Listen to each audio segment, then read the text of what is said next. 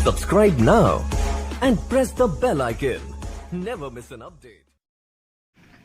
नमस्कार साथियों, स्वागत करता हूं सबका इस YouTube चैनल पर जिसका नाम है स्टडी विद PN लोधा। मित्रों, कुछ समय पहले मैंने विज्ञान और गणित की जो शिक्षण विधियां हैं उसके कुछ महत्वपूर्ण प्रश्न अपलोड किए हैं, तो आप वो वीडियो ज़रूर देखें। आप लेवल फर्स्ट से हो या लेवल सेकंड में आपके अगर साइंस में से है तो। और यहाँ पर भी आपको सामाजिक शिक्षण विधियों का पार्ट नंबर 6 है। ये बहुत ही शानदार क्वेश्चन देखने को मिलेंगे साथियों। वीडियो को शुरू करते हैं, लाइक करना नहीं भूलें, अच्छा लगता है वीडियो तो। आपके प्रथम प्रश्न आता है, प्रोजेक्ट विधि का कौन सा गुण है? प्रोजेक्ट या प्रयोजना विधि जो किलपेट्रिक ने दी थी उसका गुण यहाँ पर आपसे पूछा है साथियों। विकल्प है पहला, सीखने का प्रजातांत्रिक तंत्र, मनोवैज्ञानिकता, प्रयोगात्मक एवं व्यावहारिक विधि और उपयुक्त सभी। तो मैं तो देखिए यहाँ पर प्रोजेक्ट विधि के गुण की बात करें तो आपके इसमें सीखने का प्रजातांत्रिक तंत्र भी होता है, मनोवैज्ञानिक विधि भी है और प्रयोगात्मक एवं व्यावहारिक विधि भी है। मतलब यहाँ पर आपका चौथा विकल्प सही रहेगा प्रश्न नंबर 1 में। क्लियर है मित्रों सभी के? नेक्स्ट प्रश्न नंबर 2 देखेंगे। आपका सेकंड प्रश्न है, दृष्टांत सामग्री से तात्पर्य है दिखाई देने वाली सामग्री, प्रत्यक्ष उपलब्ध वस्तु, दृश्य श्रव्य सामग्री और शिक्षण के साथ दिए गए उदाहरण। तो यहाँ पर दृष्टांत सामग्री के बारे में आपसे पूछा है। मित्रों, दृष्टांत सामग्री का मतलब होता है कि जो शिक्षण के साथ में दिए गए उदाहरण हैं उनको ही दृष्टांत सामग्री कहते हैं। तो यहाँ पर आपका चौथा विकल्प सही रहेगा प्रश्न नंबर 2 में। क्लियर है मित्रों सभी के? अगर डाउट हो तो बिल्कुल आप कमेंट बॉक्स में कमेंट करके जा सकते हो साथियों। नेक्स्ट प्रश्न नंबर 3 पे चलते हैं। आपका तीसरा प्रश्न है साथियों, कक्षा प्रथम व द्वितीय में मतलब कक्षा 1 और 2 में सामाजिक अध्ययन को क्या नाम दिया गया है? पर्यावरण अध्ययन, सामाजिक ज्ञान, सामाजिक अध्ययन और समाजशास्त्र अध्ययन। तो साथियों बड़ा ही अच्छा क्वेश्चन है, सिंपल क्वेश्चन भी आप इसको कह सकते हो।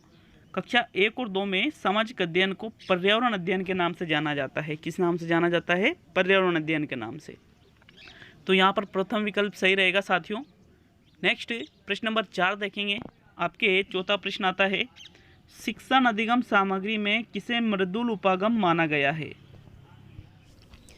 तो साथियों यहाँ पर देखिए, मृदुल उपागम की बात करें, विकल्प है रेखा चित्र, टीवी, टेप रिकॉर्डर और कंप्यूटर फिल्म। तो आपको पहले ये पता होना चाहिए कि मृदुल उपागम और कठोर उपागम ये दोनों चीज़ें होती क्या है। तो एक बार आप आंसर दीजिए, फिर इसके बारे में हम समझेंगे। साथियों इसका राइट आंसर है रेखा चित्र। यहाँ पर मृदुल उपागम का उदाहरण है। देखिए दो चीज़ें होती है, एक तो होती है सॉफ्टवेयर उपागम और एक होती है हार्डवेयर उपागम। तो जो हार्डवेयर उपागम है उसको ही जो सॉफ्टवेयर उपागम है उसको ही मृदुल उपागम कहते हैं, और जो हार्डवेयर उपागम है इसको कहा जाता है कठोर उपागम। क्या कहा जाता है साथियों? कठोर उपागम इसको कहा जाता है।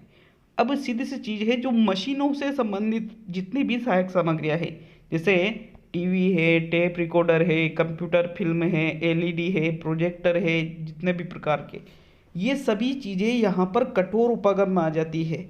और जैसे मानचित्र है, रेखा चित्र है, कोई फोटो है कोई सा भी, तो ये सभी चीज़ें यहाँ पर किस में आ जाती है? ये मृदुल उपागम में। तो इस चीज़ को आपको विशेष तौर पर याद रखना होगा साथियों। आपका प्रथम विकल्प यहाँ पर सही है प्रश्न नंबर 4 में। नेक्स्ट प्रश्न नंबर 5 पे चलते हैं। पांचवा प्रश्न है, प्रोजेक्ट विधि का दोष है, दोष बताना है परियोजना विधि का। संपूर्ण पाठ्यक्रम का अध्ययन नहीं होता है इसमें, अध्यापक के महत्व को ये कम करती है, पूर्व ज्ञान नहीं हो पाता है और उपयुक्त सभी। तो प्रोजेक्ट विधि का दोष देखना है यहाँ पर आपको साथियों। प्रोजेक्ट विधि का दोष है सभी, इसमें पूर्व ज्ञान भी नहीं होता है, यहाँ पर छात्र ज़्यादा क्रिया करते हैं तो अध्यापक का जो महत्व है वो कम हो जाता है, संपूर्ण पाठ्यक्रम का भी इसमें अध्ययन नहीं होता है, इसमें एक निश्चित जो टॉपिक है उसी का अध्ययन करवाया जाता है मित्रों, क्योंकि संपूर्ण जो पाठ्यक्रम है उसका आप प्रोजेक्ट तैयार नहीं कर सकते हो। तो चौथा विकल्प यहाँ पर सही रहेगा प्रश्न नंबर 5 में। नेक्स्ट प्रश्न नंबर 6, कौन सी मूल्यांकन प्रणाली वर्तमान में अधिकांश प्रतियोगी परीक्षाओं में अपनाई जाती है? वस्तुनिष्ठ, निबंधात्मक, उपयुक्त दोनों और इनमें से कोई नहीं। तो वर्तमान की बात की जा रही है, सबसे ज़्यादा कौन सी परीक्षा वस्तुनिष्ठ परीक्षा करवाई जाती है, जैसे अभी आप रीट का पेपर देने वाले हो, या सेकंड ग्रेड का दो, या फर्स्ट ग्रेड का दो, या किसी अन्य भर्ती का दो, तो अधिकतर आप कौन सी वहाँ पर कौन से प्रश्न करते हो? वस्तुनिष्ठ प्रश्न। आपके सामने कौन से प्रश्न दिए जाते हैं? आपको वस्तुनिष्ठ प्रश्न दिए जाते हैं साथियों। तो यहाँ पर सीधा सा ये प्रश्न था, प्रथम विकल्प आपका यहाँ पर सही रहेगा प्रश्न नंबर 6 में। नेक्स्ट प्रश्न नंबर 7, प्रोजेक्ट विधि के जन्मदाता किलपेट्रिक किस देश के निवासी थे? अमेरिका, जर्मनी, ब्रिटेन और फ्रांस। तो मित्रों, प्रोजेक्ट विधि के जो जन्मदाता है, जो जनक हैं, वो अमेरिका के निवासी थे। कौन? किलपेट्रिक इनका नाम है साथियों, अमेरिका की ये रहने वाले थे। तो प्रथम विकल्प सही है। ये परियोजना विधि का मैं गारंटी देता हूँ अभी से, रीट में 101% SST में क्वेश्चन आएगा, 101%। तो प्रोजेक्ट विधि को बिल्कुल क्लियर कर लीजिए, बिल्कुल हर चीज़ कि कब आई, किसने प्रोजेक्ट शब्द का प्रयोग किया, मैंने पढ़ा रखी है प्रोजेक्ट विधि, आप देख सकते हो। इसके चरण कितने हैं, क्या क्या इसमें बताया गया है, प्रयोजना कितने प्रकार की इनमें बताई है। तो मैं गारंटी देता हूँ साथियों, प्रोजेक्ट विधि का क्वेश्चन आएगा ही आएगा। प्रथम विकल्प सही है यहाँ पर। नेक्स्ट प्रश्न नंबर 8, पाठ्य पुस्तक विधि का छात्रों के संदर्भ में विशेष गुण है। तो गुण बताना है आपको पाठ्य पुस्तक विधि का। रटने की प्रवृत्ति का विकास करना। अब ये रटना तो ये गलत है ना, ये कोई गुण थोड़ी, ये तो दोष हो गया, तो ये तो गलत हो जाता है मित्रों। स्वाध्याय व स्वय क्रिया द्वारा ज्ञानार्जन की क्षमता का विकास, ये बिल्कुल सटीक मुझे लग रहा है। वैज्ञानिक दृष्टिकोण का विकास करना और मानसिक क्षमता का विकास नहीं होता, तो ये भी हटा दो क्योंकि इसमें नहीं होता है, ये विकास नहीं होता है, तो मतलब ये गुण थोड़ी रहेगा। तो यहाँ पर 2 विकल्प है, तीसरा और दूसरा। अब इन दोनों में से आपको चयन करना है बेस्ट का। तो साथियों, पाठ्य पुस्तक विधि से वैज्ञानिक दृष्टिकोण का विकास ये इतना सटीक नहीं बैठ रहा है, बल्कि स्वाध्याय व स्वक्रिया द्वारा ज्ञानार्जन की क्षमता का विकास, ये ज़्यादा सटीक आंसर लग रहा है। तो यहाँ पर आपका दूसरा विकल्प सही रहेगा प्रश्न नंबर 8 में। नेक्स्ट मित्रों, प्रश्न नंबर 9, परियोजना विधि के कितने सोपान हैं? 1, 3, 5 और 6। मित्रों, परियोजना विधि के सोपानों की अगर बात करें तो इसके कुल 6 सोपान होते हैं। कितने सोपान होते हैं मित्रों? 6 सोपान होते हैं। चौथा विकल्प आपका सही रहेगा। यहाँ पर जरूर कमेंट करके जाए कि आपको ये टेस्ट पेपर और इसके प्रश्न कैसे लगे मित्रों, और अच्छा लगता है तो एक छोटा सा लाइक जरूर कर देना, वीडियो को शेयर भी आप कर सकते हो। प्रश्न नंबर 10, छात्रों की रुचि पाठ की ओर आकृष्ट करने के लिए आवश्यक है कि जो छात्र है, जो उनको आप जो पढ़ा रहे हो, उनकी रुचि जो आप पढ़ा रहे हो उसमें किस प्रकार आकृष्ट होगी? जब आप पाठ का सार पढ़ाओगे, जब आप पाठ की प्रस्तावना पढ़ाओगे, प्राप्त उद्देश्य और इनमें से कोई नहीं। तो साथियों, यहाँ पर जो राइट आंसर है, कोई नहीं तो आप हटा दो, यहाँ पर राइट आंसर क्या रहेगा? पाठ की प्रस्तावना। क्योंकि पाठ की प्रस्तावना में क्या किया जाता है, जो उनका पूर्व ज्ञान है उससे संबंधित वो पाठ की प्रस्तावना होती है। तो जब आप पाठ पढ़ाते हो और उससे पहले ही आप उनसे प्रस्तावना प्रश्न करते हो, तो उनको ऐसा लगता है कि यार ये चीज़ें तो हम जानते हैं, तो इससे उनकी रुचि पाठ की ओर आकृष्ट हो जाएगी। इस प्रकार आपका दूसरा विकल्प सही रहेगा प्रश्न नंबर 10 में। नेक्स्ट प्रश्न नंबर 11, ब्लूम की सबसे महत्वपूर्ण देन है अनुक्रिया, उद्दीपक, औपचारिक शिक्षण और मूल्यांकन उपागम। तो साथियों, BS ब्लूम का सभी ने नाम सुन रखा होगा। इनका नाम चलता है सबसे ज़्यादा मूल्यांकन के क्षेत्र में। मूल्यांकन उपागम इनकी सबसे महत्वपूर्ण देन है साथियों, और इसमें से भी 101% हर बार क्वेश्चन आया है। 2011 में देखो शिक्षण विद्या शामिल नहीं थी, तो उसमें शिक्षण विधियों के कोई क्वेश्चन नहीं थे। 2012 से आपके टीचिंग मेथड शामिल की गई है रीट या आरटेट की भर्ती में। तो हर भर्ती में 2012 से ही, चाहे वो लेवल फर्स्ट का हो, लेवल सेकंड में साइंस मैथ का हो, SST का हो, लेकिन वहाँ पर BS ब्लूम का तो क्वेश्चन 101% हर बार ही आया है, और इस बार भी जरूर आएगा। तो BS ब्लूम को भी बिल्कुल क्लियर कीजिए साथियों आप लोग। चौथा विकल्प सही है यहाँ पर। प्रश्न 12, यांत्रिक सहायक सामग्री निम्न में से है? फिल्म स्ट्रिप, चित्र, दोनों और कोई नहीं। तो यहाँ पर आपका सही आंसर है साथियों फिल्म स्ट्रिप।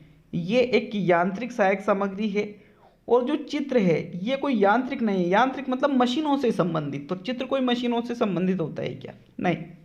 इसलिए आपका दूसरा विकल्प यहाँ सही नहीं है, बल्कि प्रथम विकल्प सही है साथियों। नेक्स्ट प्रश्न नंबर 13 देखेंगे। परियोजना विधि में शामिल नहीं होगा सिंचाई के लिए कुआं बनवाना, विद्यालय में मेलों का आयोजन, विज्ञान संग्रहालय बनवाना और गृह कार्य देना। तो कुआं बनवाओगे तो वहाँ पर भी आप परियोजना विधि का प्रयोग कर सकते हो। विद्यालय में मेलों का आयोजन करवा रहे हो तो वहाँ पर भी आप परियोजना विधि का प्रयोग कर सकते हो। विज्ञान संग्रहालय बनवा रहे हो वहाँ पर भी आप कर सकते हो परियोजना विधि का प्रयोग। लेकिन गृह कार्य देने में कोई परियोजना नहीं लगती है, इसलिए आपका यहाँ पर जो चौथा विकल्प है ये परियोजना विधि में शामिल नहीं होगा साथियों। चौथा ही आंसर आपका रहेगा। नेक्स्ट प्रश्न नंबर 14 पे चलते हैं। आपके 14वां प्रश्न है, आधार पत्र का अन्य नाम है ब्लूप्रिंट, नील पत्र, प्रश्न पत्र और 1 व 2 दोनों। तो आधार पत्र के अन्य नाम की बात करें साथियों, इसको ब्लूप्रिंट या नील पत्र के नाम से जाना जाता है। मतलब यहाँ पर आपका चौथा विकल्प सही रहेगा। इसको प्रश्न पत्र नहीं कहते, प्रश्न पत्र के लिए आधार पत्र की जरूरत होती है। चौथा विकल्प सही है प्रश्न 14 में। और आज का अंतिम प्रश्न नंबर 15 देखते हैं। पाठ्य पुस्तक शिक्षण का आधा यंत्र है, यह वाक्य किसका है? हर्बर्ट, हल, डगलस और प्रोफेसर कीटिंग। तो साथियों ये जो उपरोक्त कथन है ये कथन कहा गया है प्रोफेसर कीटिंग के द्वारा। चौथा विकल्प सही है साथियों प्रश्न नंबर 15 में। तो ये आज के 15 क्वेश्चन थे।